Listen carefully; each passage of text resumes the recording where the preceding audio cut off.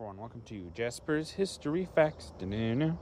Today is August the 14th, and on this day, in 1900, international forces seized Beijing to end the Boxer Rebellion. The Boxer Rebellion, for those that don't know, is a rebellion in China that was planned to throw out any Western companies, influence, anything Western, anything not Chinese, you could say. It's called a Boxer Rebellion. It's named mostly after people on the ground.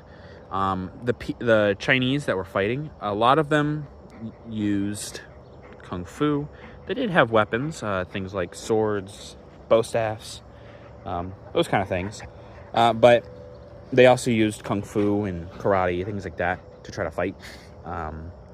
And for someone that doesn't really understand what that is, especially in the 1900s, they thought of it as shadow boxing. So, Boxer Rebellion, kind of where it gets its name. So,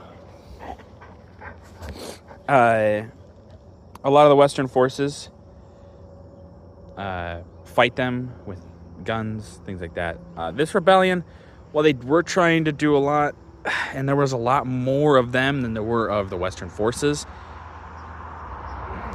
Their lack of firepower really limited their effectiveness.